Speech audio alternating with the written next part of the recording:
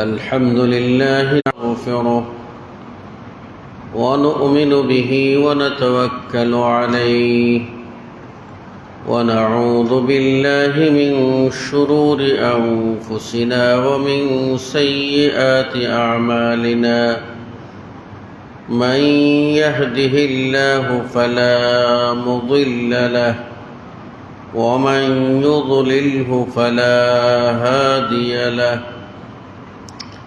أشهد أن لا إله إلا الله وحده لا شريك له وأشهد أن محمدًا عبده ورسوله الذي أرسل إلى الناس كافة بشيرا ونذيرا وداعيا إلى الله بإذنه وسراجا منيرا فأعوذ بالله من الشيطان الرجيم يا أيها الذين آمنوا اتقوا الله حق تقاته ولا تموتن إلا وأنتم مسلمون يا أيها الناس اتقوا ربكم الذي خلقكم من نفس واحدة وخلق منها زوجها وبث منهما رجالا كثيرا ونساء واتقوا الله الذي تساءلون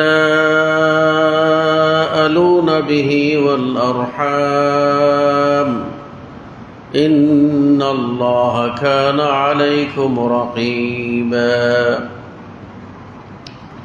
يا أيها الذين آمنوا اتقوا الله وقولوا قولا سديدا يصلح لكم أعمالكم ويغفر لكم ذنوبكم ومن يطع الله ورسوله فقد فاز فوزا عظيما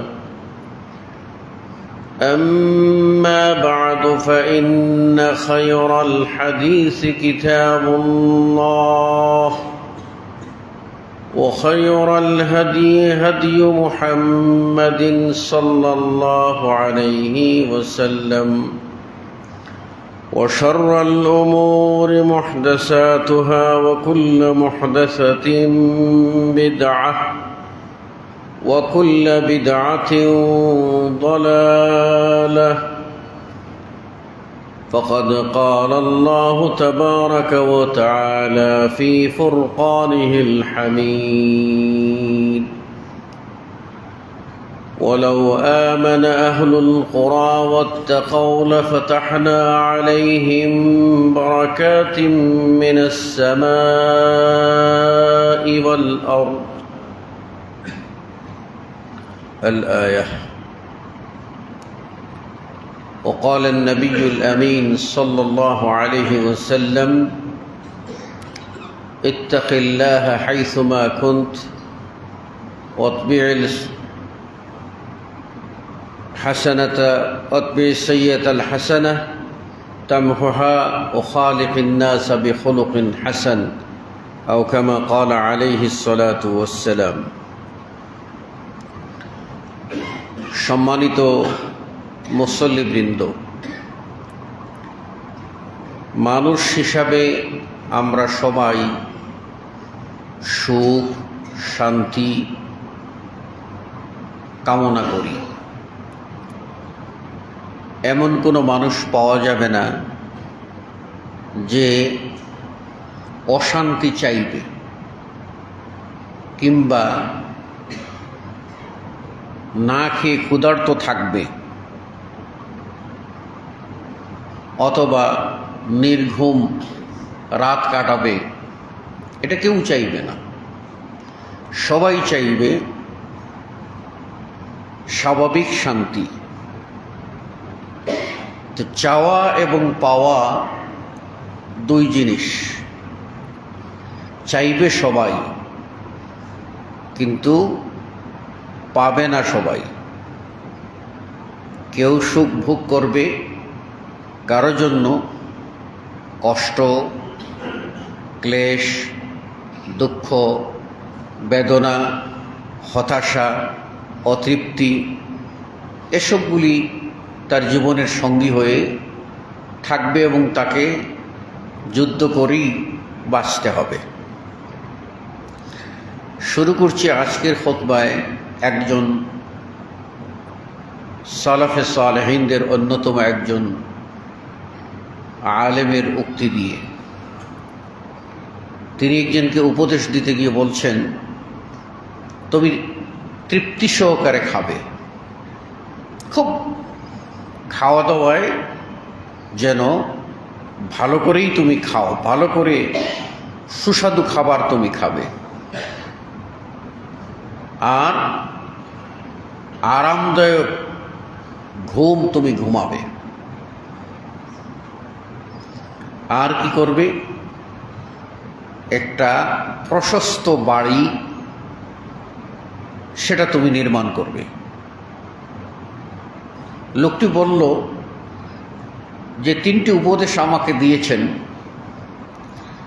এটা তো আমার পক্ষে সম্ভব না,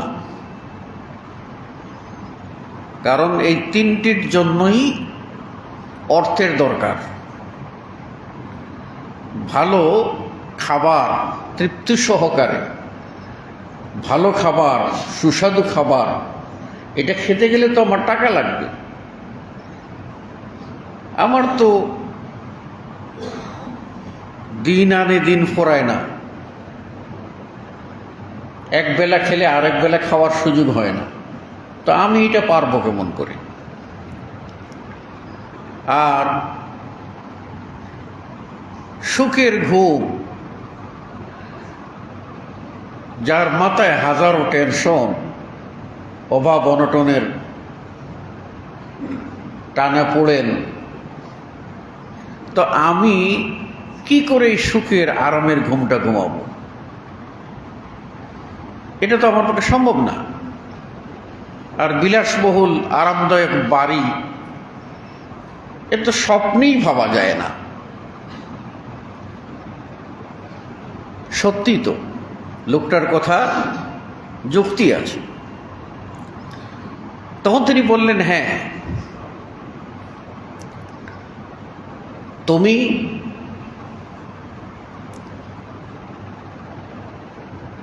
ক্ষুধার্ত হয়ে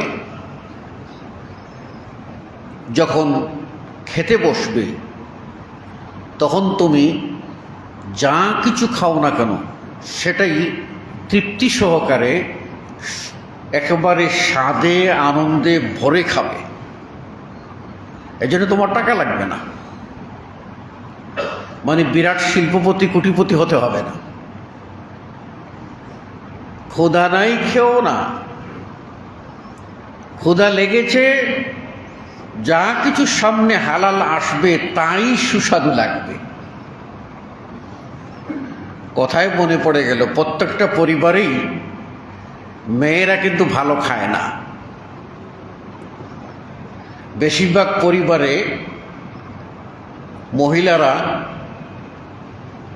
স্বামী, শ্বশুর শাশুড়ি, ছেলে মেয়েদের ভালো করে খাওয়ানোর পর বা মেহমান থাকলে মেহমানদারি করার পর অনেক সময় দেখা যায় যে ভালো মাছের টুকরা তাদের জুটে না, হয় লেজ কাটা, আর মুরগির রান তো আগেই শেষ হয়ে গেছে, তো তারা খাবে কি? সবজি বানিয়েছিল কোনো মতে, এটা কেউ কেউ একটু চামচ দিয়ে টাচ করেছে, কেউ টাচ করেনি, লাস্ট পর্যন্ত ওদের ভাগ্যে কিছুই নেই। তো ওই মা বোনেরা যা কিছু অবশিষ্ট থাকে, সারাদিন কাজ করতে করতে করতে করতে ক্লান্ত হয়ে যায়, ক্ষুধার জ্বালায় তারা এত ছটপট করে যে ওই ভাসি বা তার তরকারি যা কিছু তারা একটা পাত্রে উঠায়, একেবারে তৃপ্তি সহকারে খাইয়া আলহামদুলিল্লাহ কয়। খবর নিয়ে দেখবেন, কেন ওই সময় ক্ষুধা লাগছে, তারা কিন্তু ওই তৃপ্তি সহকারে খায়। এজন্যই ইসলামে খাওয়াটাকে বাঁচার জন্য প্রয়োজন করেছে, খাওয়ার জন্য নয়। আল্লাহ রাসূল সাল্লাল্লাহু আলাইহি ওয়াসাল্লাম তিনি নিজে আগে খাবেন এই চিন্তা করেননি, আগে আল্লাহর বন্দেগী করবেন, আল্লাহর গোলামি করবেন, আল্লাহর কাজ করবেন। এরপরে যখন ক্ষুধা লেগে পেটে প্রচণ্ড ক্ষুধা লেগেছে, জঠর জ্বালা বেড়ে গেছে, সহ্য করার মতো না, তখন ঘরে গিয়ে বলছেন খাবার কিছু আছে কি? হয়তো কখনো খেজুর পেয়েছেন, কখনো একটু দুধ পেয়েছেন, কখনো কিচ্ছুই পাননি। তারপরে তো ওই হাদিসটা প্রসিদ্ধ আছে যে আল্লাহ রাসূল সাল্লাল্লাহু আলাইহি সাল্লাম রোদের মধ্যে দ্বিপ্রহরে ক্ষুধার জ্বালায় বের হয়ে গেলেন রাস্তায়, গিয়ে দেখেন সাক্ষাৎ আবু বকরের সাথে এবং ওমরের সাথে। আল্লাহ নবী সাল্লাল্লাহু আলাইহি ওয়াসাল্লামকে পেয়ে ওরা জিজ্ঞেস করলো, ইয়া রাসূলুল্লাহ মা খারাজাক, কে আপনাকে বের করেছে? এই দ্বিপ্রহরে কে আপনাকে বের করেছে? আল্লাহ নবী সাল্লাল্লাহু আলাইহি ওয়াসাল্লাম বললেন যে ওই জিনিসই আমাকে রাস্তায় বের করেছে যে জিনিস তোমাদেরকে রাস্তায় বের করেছে। তার মানে আবু বকর ক্ষুধার জ্বালায় রাস্তায় বের হয়েছে কিছু পান কিনা, ওমর ক্ষুধার জ্বালায় রাস্তায় বের হয়েছেন কিছু পান কিনা, রাসূল সাল্লাল্লাহু আলাইহি ওয়াসাল্লাম বের হয়েছেন রাস্তা ক্ষুধার জ্বালায় কিছু পান কিনা। সাহাবারা কিছুই পাননি। আল্লাহর নবী তখন গেলেন, গিয়ে তিনি আবু বকর আর ওমরকে বললেন চলো দেখি কারো বাড়িতে কিছু পাওয়া যায় কিনা। আল্লাহ নবী এক সাহাবীর বাড়িতে গিয়ে উঠলেন। সাহাবী আল্লাহ রাসূল সাল্লাল্লাহু আলাইহি ওয়াসাল্লামকে দেখে খুশিতে, আর সাথে আবু বকর ওমর, সুবহানাল্লাহ, কত শ্রেষ্ঠ মানুষ! এদেরকে পেয়ে সাহাবী খুশিতে আটকানা, কি খেদমত করতে পারি ইয়া রাসূলুল্লাহ। আল্লাহ নবী সাল্লাল্লাহু আলাইহি ওয়াসাল্লাম বললেন থাকলে কিছু খাবার দাও। এই জন্যই আমরা মাঝে মধ্যে দুই একজন ব্যক্তিকে বলি থাকলে কিছু দান করো। এটা কি দোষণীয় না? তো থাকলে কিছু খাবার দাও। আপনি একটা ভাবছেন, চিন্তা করছেন যে আল্লাহর রাসূল সাল্লাল্লাহু আলাইহি ওয়াসাল্লাম তিনি ক্ষুধার জ্বালায় এক সাহাবীর বাড়িতে গিয়ে উঠলেন আর বলছেন থাকলে কিছু খাবার দাও। পেট ভরে খাচ্ছি, বিলাসিতা করছি, আবার রাত্রে আড্ডা দিচ্ছি, সেখানে আমরা হাজার হাজার টাকা খরচ করে আমাদের সেই মনোরঞ্জনের জন্য বা মুখের রুচি পাল্টাবার জন্য বিভিন্ন রকম মুখরোচক খাবার খাচ্ছি, যেগুলি আসলে কোনো উপকারী না। জীবন বাঁচাবেন, খাবার চাই। সাহাবী খবর নিলেন ঘরে কিছু খেজুর আছে। তখন তিনি গিয়ে দেখলেন খেজুরগুলি আগের পাড়া শুকিয়ে গেছে। বললেন না না না, আল্লাহ রাসূল সাল্লাল্লাহু আলাইহি ওয়াসাল্লামের এবং আবু বকর ওমরের মতো ব্যক্তির মেহমানদারি এই পুরাতন খেজুর দিয়ে হবে না। দৌড় দিয়ে উঠলেন এবং গাছে উঠে তাজা খেজুর নিয়ে আসলেন। এরপর রাসূল সাল্লাল্লাহু আলাইহি ওয়াসাল্লামকে আবু বকর ওমর তাদেরকে কি দিলেন? এই তাজা খেজুর খেতে দিলেন, আর ঘর থেকে এনে মশক থেকে পানি দিলেন। বিসমিল্লাহ করে রাসূল সাল্লাল্লাহু আলাইহি ওয়াসাল্লাম খেলেন, আবু বকর ওমর খেলেন। কয়টা খেজুর বলুন তো? কয়টা খেজুর খাওয়া যায়? একসাথে বেশি খেজুর খাওয়া যায় না। বিশিষ্ট হাদিস বিশারদ এক মজলিসে বসেছেন এবং তাকে হাদিসের জিজ্ঞাসা করা হচ্ছে, এই হাদিসটা বলুন, বলে দিচ্ছেন, এই হাদিসটা বলুন, বলে দিচ্ছেন। হঠাৎ একটা হাদিস তার লেখা আছে, তার মুখস্থ আছে, সবই আছে, ওই হাদিসটা প্রশ্ন করা হয়েছে যে এই হাদিসটা বলুন, তিনি আর ওই হাদিসটা তার মেমোরিতে আনতে পারছেন না। অনেক সময় দেখেন না খতিব সাহেব, ইমাম সাহেব সূরা ফাতিহা আলহামদুলিল্লাহর মধ্যে ভুল করে বসে, হ্যাঁ, ইয়াকা না'বুদু ওয়া ইয়াকা নাস্তাইনের জায়গায় ইহদিনাস সিরাতাল মুস্তাকিম শুরু করে দেয়, হয় না? হাল আতাকা হাদিসুল গাশিয়া, তখন এসে যায় খাশিয়া, পরের আয়াতের শব্দ আগে চলে আসে। তখন মনে মনে আপনারা চিন্তা করেন যে আরে এইরকম খতিব কোনো কাজে লাগে কোন তো, হ্যাঁ, সূরা ইখলাস, কুল হুয়াল্লাহ এটাও ঠিক মতো পড়তে পারলো না, কি খতিব আর কি ইমাম হইল, তাই না? তো ওই মুহাদ্দিস তিনি আর হাদিস, মুখস্থ হাদিস খুঁজে পাচ্ছেন না। তখন তিনি লজ্জিত হলেন, বাসায় চলে গেলেন এবং বাসায় চলে গিয়ে তিনি নিজে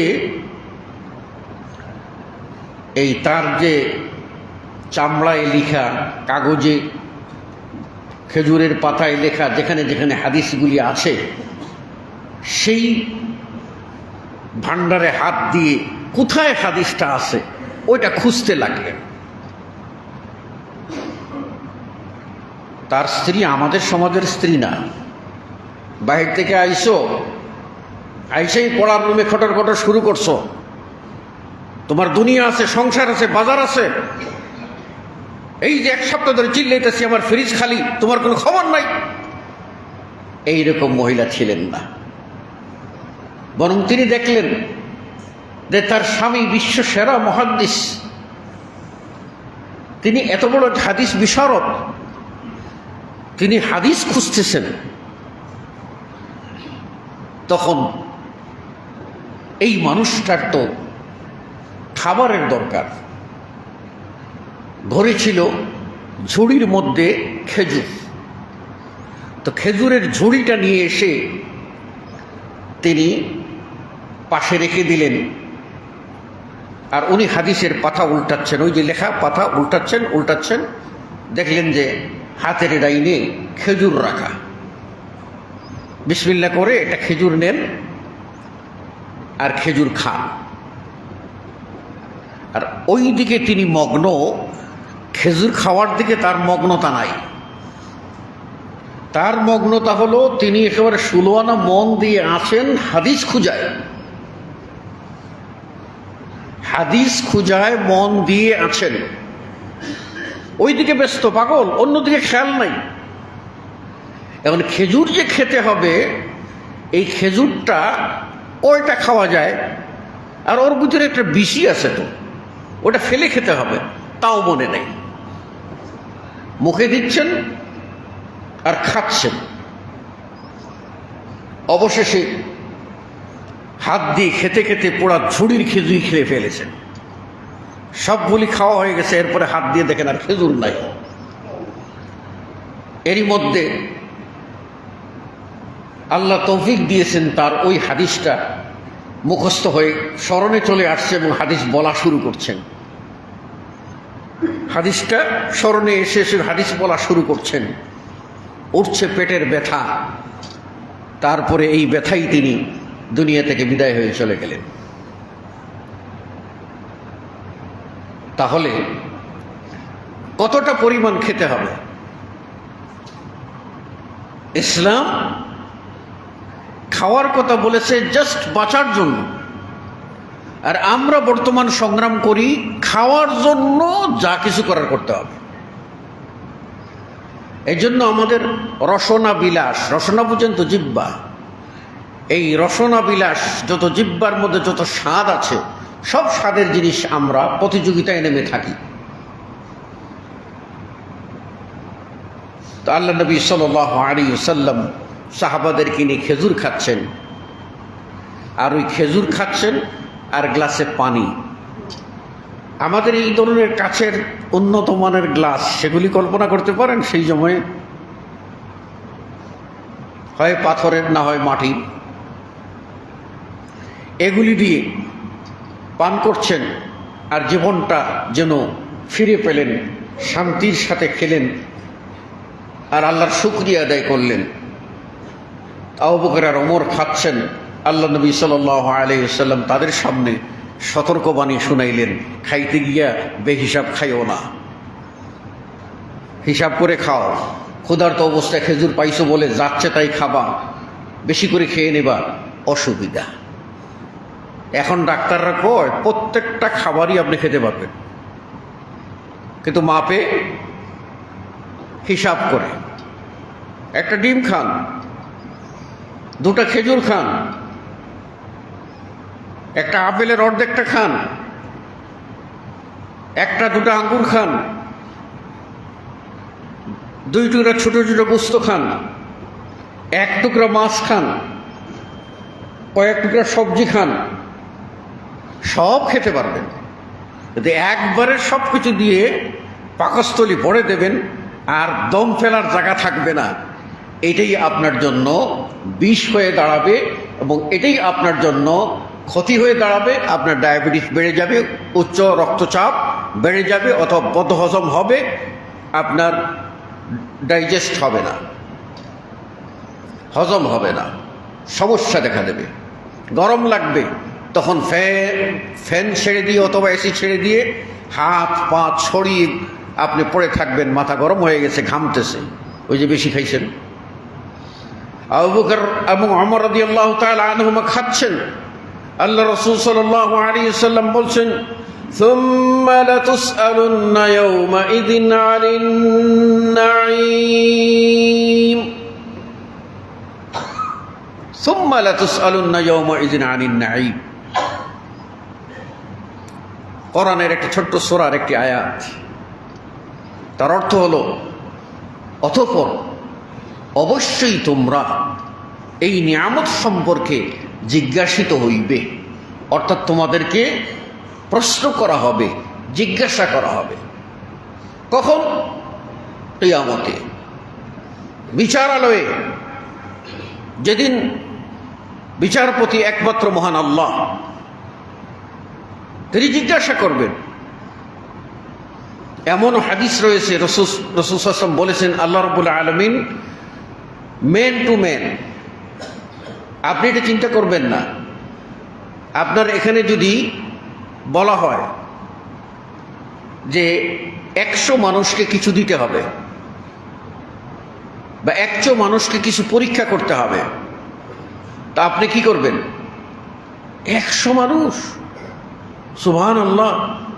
এখন যদি জুম্মার পরে বৈশা পরীক্ষা শুরু করি, তাহলে খাবো কখন, বিশ্রাম নেব কখন? আসর হয়ে যাবে, এত লম্বা। এই বাড়ি কোথায়? যাও। কি পাস? যাও। কি করছো? যাও। তাই না? তারপরও লাস্টের দিকে কি হয়, কোনো অ্যাসিস্ট্যান্ট থাকলে বলা হয়, এই এটা তুমি দেখে নিও তো বাকিগুলি, আমি আর পারলাম না। বাস্তবের কথায় আসেন, এটাই তো আমরা মানুষ। কিন্তু আল্লাহ রাব্বুল আলামিন তার সৃষ্টি পৃথিবীর প্রত্যেকটা মানুষকে একা একা একজনকে ডেকে, আমি হারুন, আমাকে একবার ডাকবেন, আমাকে জিজ্ঞাসা করবেন। এরকম হাদিসে রয়েছে, আল্লাহ নবী সাল্লাল্লাহু আলাইহি ওয়াসাল্লাম বলেন, আল্লাহ রাব্বুল আলামিন একেবারে নাম ধরে ধরে বলবেন যে, বান্দা তোমাকে আমি এই খাবারটা দেইনি? বলে হ্যাঁ। এই খাবারটা দেইনি? বলে হ্যাঁ।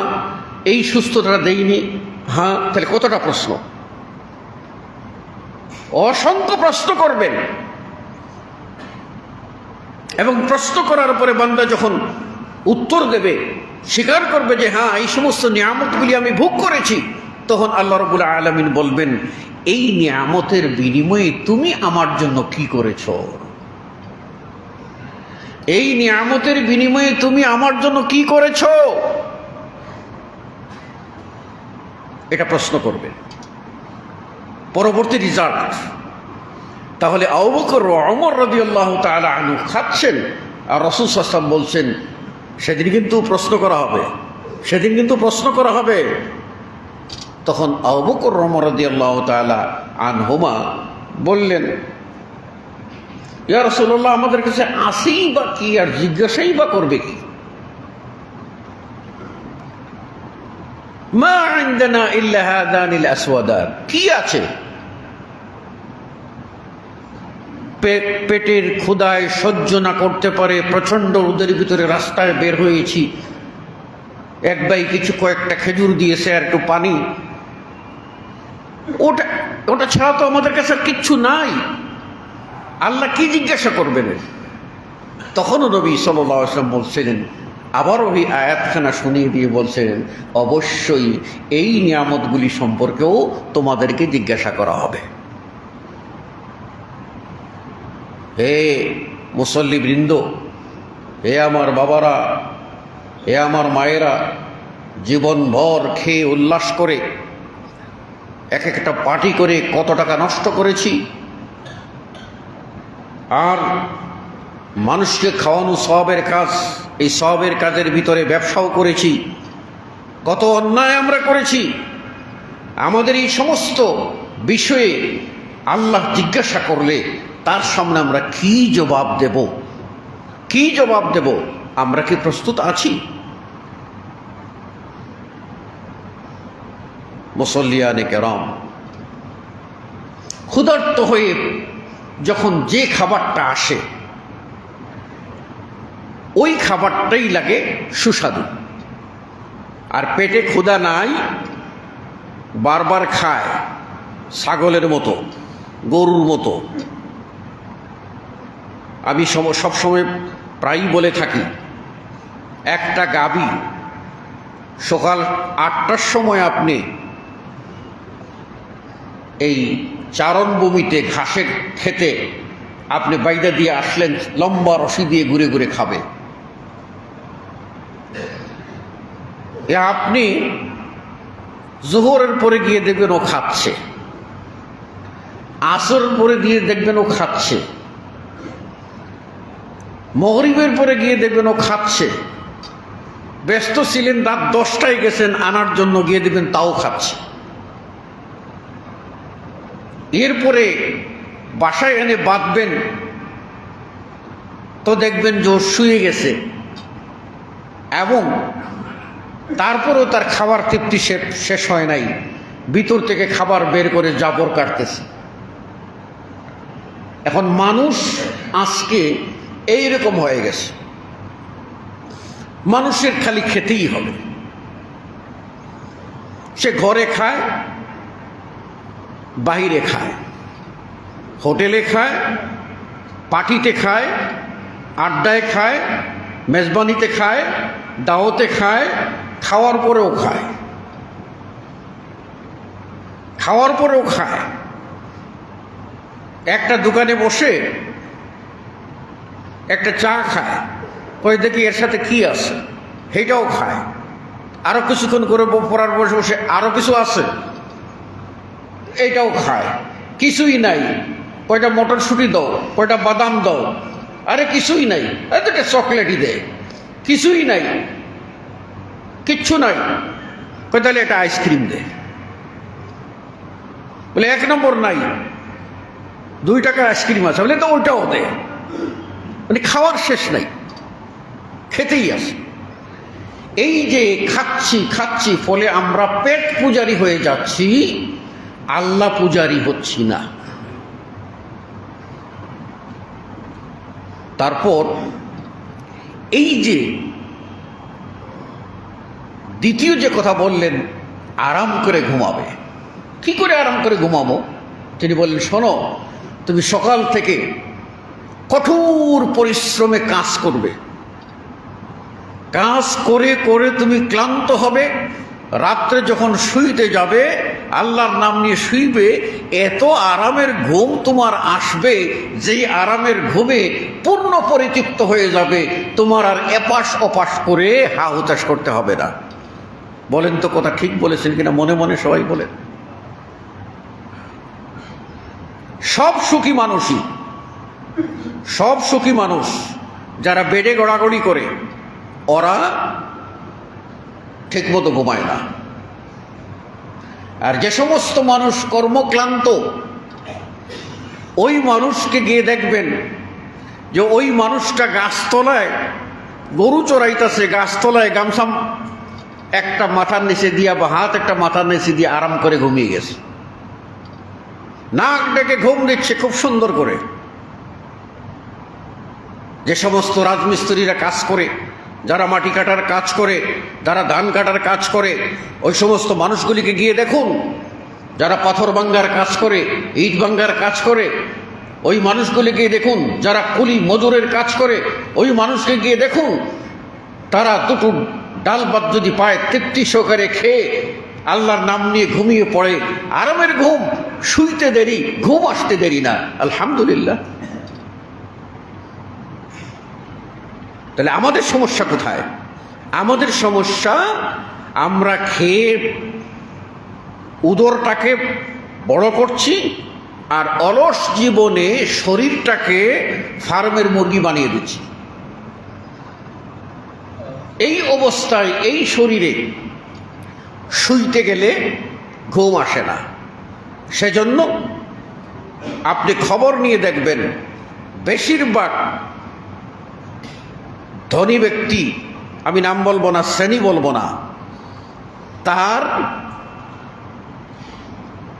বোধহয় 90 ভাগের কম হবে না, শতকরা 90 ভাগ হয় সে আপনার ঘুমের ঔষধ খাচ্ছে, না হয় সে অন্তত বিদেশি মদ না পাইলেও বাংলা মদ একটু খাইয়া তারপরে ঘুমানোর চিন্তা করতেছে। আর গরিব মানুষগুলি গিয়ে তাকাইয়ে দেখেন, কাজ যারা করেছে ওরা কিন্তু ঘুমিয়ে গেছে, আর কিছু শেষরা আছে, শেষরা বলি আমরা কাদেরকে, বড় চোর কোটি কোটি টাকা চুরি করে, ডাকাতি করে। আর শেষরা চোর কি করে? সামান্য হয়তো একজনের হাত থেকে লাফ দিয়ে মোবাইলটা নিয়ে নিচ্ছে, অথবা দেখা যাচ্ছে দোকানে বসে একটা কলা চুরি করে খেয়ে ফেলেছে। এইরকম সুর। তো এইরকম সুরেরা কি করে, যখন মাদক নিয়ে ঘুরে, তো আক্কল তো কম, এই জন্য ধরাও খায়, মাইরও খায়। আর যারা আক্কল আছে, বিলাসবহুল বাড়িতে বসে বিদেশি বা দেশি সুন্দর ড্রিঙ্ক করে আরামেই দেখা যাচ্ছে ঘুমিয়ে যাচ্ছে, এবং তাদের খবর হচ্ছে পরদিন সকাল 10টার আগে, 11টার আগে ফোন করে পাওয়া যাবে না। সকাল 10টা থেকে শুরু করে রাত 11টা 12টা পর্যন্ত তারা সার্ভিস দিতেই থাকবে। কেন? এটাই, যদি আমরা স্বস্তির আরামের ঘুম চাই, তাহলে আমাদেরকে কি করতে হবে? রাসূলুল্লাহ সাল্লাল্লাহু আলাইহি ওয়াসাল্লামের সুন্নাত মানতে হবে। আল্লাহ নবী সাল্লাল্লাহু আলাইহি ওয়াসাল্লামের সুন্নাত কি ছিল? আল্লাহ নবী সাল্লাল্লাহু আলাইহি ওয়াসাল্লাম এশার সালাতের পরে তিনি ঘুমানোটাকে পছন্দ মানে জাগিয়ে থাকাকে পছন্দ করতেন না। রাত্রে এশার পরে তিনি ঘুমিয়ে যেতেন, এবং আতামা আর আশা, রাত্রে খাবারটা আগ্রাতে খেতেন। সবটাই তিনি এশার আগে খেতেন, এশার সালাত আদায় করতেন আর ঘুমিয়ে পড়তেন। আরামের ঘুম চলে আসতো। এবং বর্তমান বিজ্ঞান প্রমাণ করছে যে মানুষের শরীর পরিচালনার জন্য আল্লাহ অসংখ্য অগণিত হরমোনের ব্যবস্থা করেছেন। এই হরমোনগুলি বাই রোটেশন যখন এটা প্রচুর পরিমাণে নামে শরীরে সঞ্চারিত হয়, তখন শরীরের প্রত্যেকটা অর্গান যথাযথভাবে কাজ করে। যখন কোনো হরমোনের কম হয়ে যায়, ওই অর্গানে সমস্যা হয়। সন্তান জন্ম দেওয়ার জন্য যে হরমোনের প্রয়োজন, ওই হরমোনটা যদি পর্যাপ্ত পরিমাণে না আসে, তাহলে কিন্তু ওর সন্তান হবে না।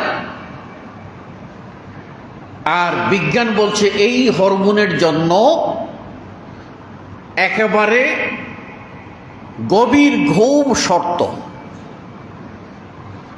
হালকা পাতলা ঘুমের ভিতরে পর্যাপ্ত হরমোন আসবে না। হরমোন প্রত্যেকটা অর্গানে পৌঁছবে যখন আপনি গভীর ঘুমে থাকবেন। এখন এই গভীর ঘুমের মধ্যে কোন সময়ে নামবে? তারা প্রমাণ করেছেন যে এই সময়টা হচ্ছে 10টা থেকে 12টা। 10টা থেকে 12টার মধ্যেই গভীর ঘুমে আপনাকে থাকতে হবে। তখনই আল্লাহর দেওয়া নিয়ামত হরমোনগুলির যথাযথভাবে আপনার সার্কুলেশন হবে এবং আপনি সুন্দর লাইফ এনজয় করবেন। এখন আমরা কি সেই কাজটা করি? আমরা তো 12টা 1টার আগে কোনোদিন শুইতে যাই না। আমরা দিনকে রাত করি, রাতকে দিন করি। এজন্যই আমাদের যত সমস্যা। মনে রাখবেন মুসল্লিবৃন্দ, আপনাদেরকে এমন কিছু কিস্সা কাহিনী শুনিয়ে আপনাদের প্রশংসা কুড়ানো এটা আমার মুখ্য উদ্দেশ্য নয়। আপনাদের আমাদের সংস্কার হলো মুখ্য উদ্দেশ্য, সংশোধন হলো মুখ্য উদ্দেশ্য। বড় বাংলাদেশের শ্রেষ্ঠ খতিব হওয়া আর এর একটা প্রশংসা নিয়ে নেওয়া, এটা কোনো ইমানদারের কাজ হতে পারে না। আমি তো দুর্বল ইমানের মানুষ, তবুও বলছি।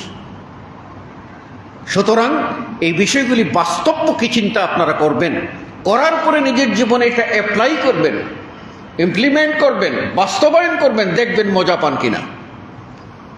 সকাল 10টায় শুইবেন, গভীর ঘুম এসে যাবে, দেখবেন বয়সের সাথে সাথে আপনার ঘুমের মাত্রা কমে যাবে। আপনি যখন রাত 2:30 3টা বাজবে, অটোমেটিকলি আপনার ঘুম ভেঙে যাবে। 3টা থেকে উঠে আপনি একেবারে 4:45 পর্যন্ত একটানা আপনি কোরআন তেলাওয়াত করবেন, তাহাজ্জুদের সালাত আদায় করবেন।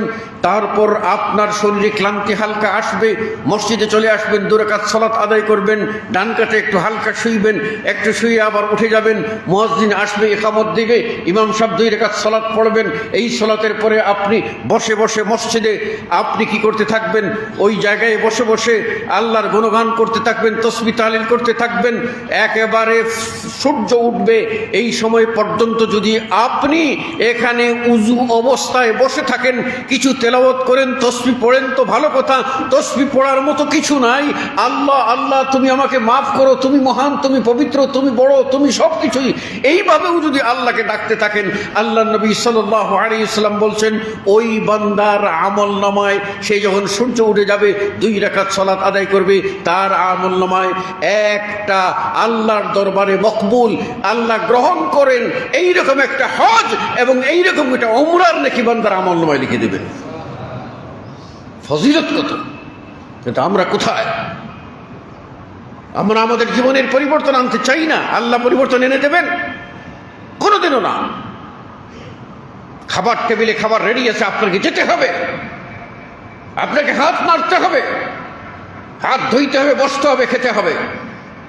খাবার রেডি আছে আর আপনি হা করবেন, খেয়ে নেবেন, এই সুযোগ নাই দুনিয়ায়। কোনো নবীর জন্য নাই, কোনো সাহাবী কারোর জন্য নাই। এটা কেবলমাত্র আখিরাতে, জান্নাতে। জান্নাতে আল্লাহ রাব্বুল আলামিনের প্রত্যেকটি বান্দা যে যা চাইবে, চাওয়া মাত্রই তার কাছে আম খাইতে চাইবে, আমটা চুলে কেটে পরিষ্কার করে দেবে না, যা চাইবে ওই রকম প্রস্তুত আম মুখের ভিতরে চলে আসবে, ইচ্ছা করবে আর খাবে, খেতে খেতে পেট ভরবে। পেট ভরার পরে তার জন্য একটা ঢেকুর উঠবে, সব হজম হয়ে যাবে। তার আর পিছনের 2 রাস্তা, এই দুনিয়ায় যেরকম চলে, জান্নাতের ভিতরে ওই পিছনের 2 রাস্তা, পেশাব পায়খানা রাস্তার কোনো কাজ নাই, কোনো ওই ধরনের বর্জ্য নিষ্কাশনের কোনো প্রয়োজন নাই। একটা ঢেকুরের সাথে সব শেষ হয়ে যাবে। আবার বান্দা চাইবে খাওয়ার জন্য, যা চাইবে তাই পাবে। দুনিয়াতে আপনাকে নড়ে চড়ে খেতে হবে। এটা ভালো করে বুঝবেন। 3 নম্বর লোকটাকে বললেন এটা বড় করে প্রশস্ত বাড়ি বানাতে। আমার জন্য টাকা নাই, বাড়ি বানাবো কোত্থেকে? বাড়ি বানাইতে টাকা লাগে না? টাকা লাগে। এখন তিনি বলেন না, তুমি তোমার সমাজের মানুষের সাথে ভালো ব্যবহার করবে, সবার সাথে ভালো ব্যবহার করবে, উত্তম ব্যবহার, কথা বলবে, তোমার হাতকে নিরাপদ রাখবে, মানুষের পারলে সেবা করবে, ক্ষতি করবে না। এই ভালো কাজ যদি করো তাহলে তোমার জায়গা হবে এই সমাজের প্রত্যেকটি মানুষের হৃদয়ে,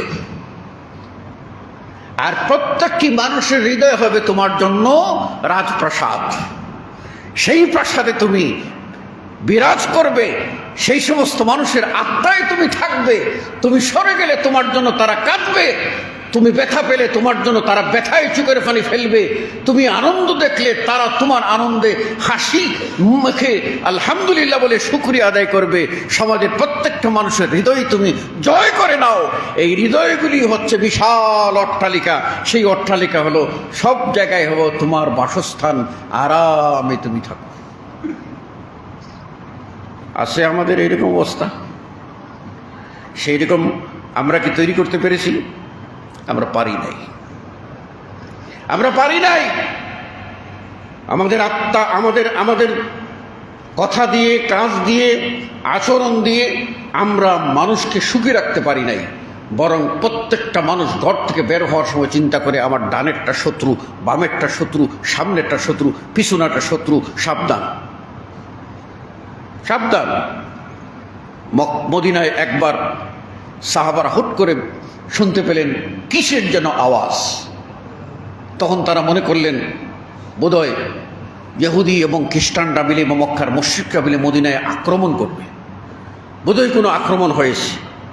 এই জন্য সাহাবারা তার যার যার উট ঘোড়া যা আছে নিয়ে দৌড়ে আগাচ্ছেন, কোথায় আক্রমণ হলো, কোন জায়গায়। এরই মধ্যে আগে গেছেন দৌড়ে, দেখেন উল্টা দিক থেকে আসতেছেন আরেকটা ঘোড়া চালিয়ে, উল্টা দিক থেকে আসতেছেন। তিনি হলেন মুহাম্মদুর রাসূলুল্লাহ সাল্লাল্লাহু আলাইহি ওয়াসাল্লাম।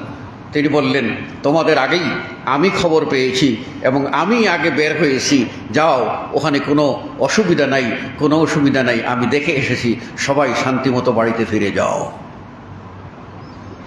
ওই রাত্রে যদি মুহাম্মদ সাল্লাল্লাহু আলাইহি ওয়াসাল্লামের এই বিশ্বাস না থাকতো যে এই মদিনায় যত মানুষ আছে, আমার যত অনুসারী আছে, এদের হৃদয়ের ভিতরে আমি, এদের হৃদয়ের ভালোবাসার মনি আমি, এদের শ্রদ্ধার মানুষ আমি, এই গভীর রাতে অন্ধকারে পাহাড় ঘেরা পথে আমাকে কেউ কোনোদিন আক্রমণ করবে না, আমি সবার হৃদয় জয় করে আছি। এই যদি আত্মবিশ্বাস না থাকতো তাহলে রাত্রে তিনি একা ওই জায়গায় বেরিয়ে যেতেন, বরং যাওয়ার সময় তীরন্দাজ যুদ্ধ দু একজন বডিগার্ডকে নিয়ে বের হইতেন, তাই না? আজকে আমরা কেউ বডিগার্ড ছাড়া চলি না, প্রত্যেকেরই এর একটা ভাব, বডিগার্ড ছাড়া চলি না। কেন বডিগার্ড ছাড়া চলি না? কারণ আমরা সকলকে শত্রু বানিয়েছি, আপন বানাতে পারি নাই। আর এটাই হলো প্রকৃত সুখ। আল্লাহ রাব্বুল আলামিন আমাদেরকে সত্য উপলব্ধি করার তৌফিক দান করুন। দুনিয়াকে অগ্রাধিকার না দিয়ে আখিরাতকে অগ্রাধিকার দিয়ে কিছু অর্জন যেন করতে পারি, আল্লাহ রাব্বুল আলামিন আমাদের সকলকে সে তৌফিক দিন। আমিন। আকুলু কওলি হাযা আস্তাগফিরুল্লাহ লি ওয়া লাকুম ওয়া লিসাইরিল মুসলিমিন। বারাকাল্লাহু লানা ওয়া লাকুম ফিল কুরআনিল আযীম ওয়া নাফা'নি ওয়া ইয়্যাকুম বিল আয়াতি ওয়া যিকরিল হাকীম। ইন্নাহু তাআলা জাওয়াদুন কারীমুন মালিকুম রাউফুর রাহিম। ফাস্তাগফিরুহু মিন কুল্লি যামবিন ইন্নাহু হুয়াল গফুরুর রাহিম।